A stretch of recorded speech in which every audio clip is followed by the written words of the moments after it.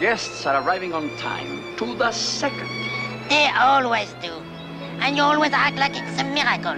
My dear Tattoo, when each guest is paying $50,000 for a 3-day stay on Fantasy Island, he or she deserves miracles.